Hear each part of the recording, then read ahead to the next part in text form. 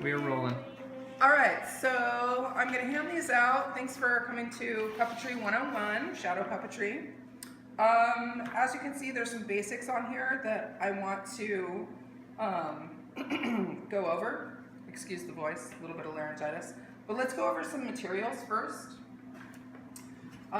This is pretty basic. So first materials that we need are, we're going to need some sort of manila folder, right? So manila folders that are actually going to make up your puppet. We need brads. We need scissors.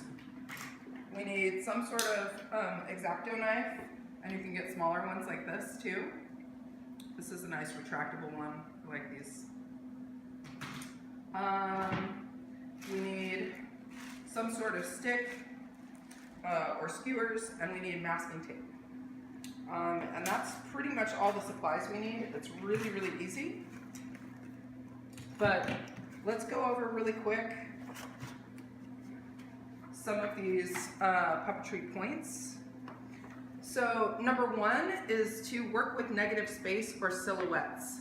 When we have puppets that are, face front, it doesn't really read very well. And if you look at this puppet, you can see that he is a side view or a silhouette. So they really work out a lot better if you do them from profile, right? So, and this just defines a silhouette as a dark shape or an outline of someone or something visible against a lighter background, especially in dim lights. And yeah, we definitely want to work with profiles, which is number two. So when making people or animal puppets, profiles, right? So you're making a silhouette and you're making a profile. The third thing is make things really big. Don't worry about super, super small details. Whenever I do puppet making workshops with kids, they draw things like super, super tiny, and then it doesn't show up here. And this is a relatively small creature. I mean, he's not that big, he's a little bit taller than my hand. But when you put him on here, if I gave him a little tiny, tiny nose, right, or little tiny, tiny eyes, right, and didn't cut out some really definable larger features, it wouldn't show up, right? So if you make people, make their noses and their lips really big, right? If you're making birds, make huge beaks, right? The other thing is I think that everybody knows that we could take a shape and put it on a stick and put it up here, and that would be just fine for a puppet. But the really great thing about shadow puppetry is animation. And we want to have a certain amount of animation, right?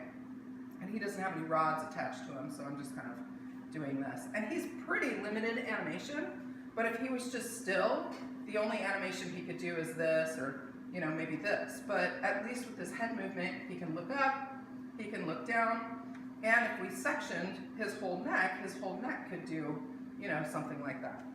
So that being said, number 4 is for moving parts, draw the body and then draw the moving parts separately.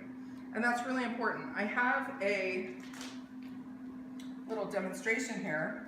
This is a unicorn, right? And so we've drawn the unicorn body separate from the unicorn head.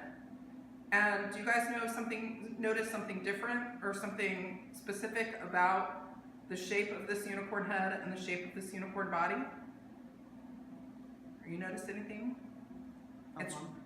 Yeah, it's rounded. It's rounded, that's right, Kristen. So it's rounded here and it's rounded here. And we want to do that. You do that with pretty much everything. And you want to do that so that we can put a brad here and it actually makes a really nice joint, right? So we get this. And it looks completely, well, let's see if I can, yeah. This looks completely natural, right? There's no jagged edges, so it doesn't look bizarre as I move it, right? It looks completely natural. So what we're going to do is I'm going to hand you guys out some supplies. I'd like you to make a basic drawing. Remember, make it large, and if you want it to move, it's got to be in 2 pieces. We're going to cut it out, and then we're going to put it together. And if you have any questions, I'm here. Crab. That's a crab? How's it a crab? The shell.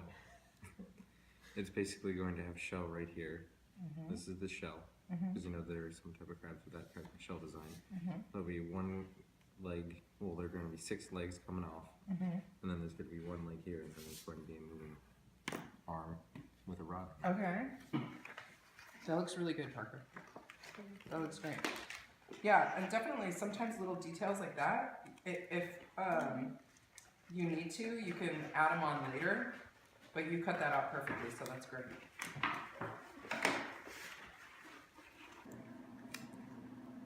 And just leave, and this isn't even difficult, right? You're gonna take and leave a little bit of room at the end, and then flip this over. What you're looking for is you're looking for this little tab, right? This little piece of movement right here. Because what we're gonna do is we're gonna take and put that down, and then that means that we can lay this down, right? And it's not just like stiff and going up and down like this. That means that we can operate it from up here, right? Or off to over here, and not just up and down this way. Does that make sense? So that means that the person doesn't have to be either down underneath or on the bottom of the projector. They could be up like this. Or out like this. Right. Okay. So go ahead, Parker, and put it up there. Let's see what it looks like.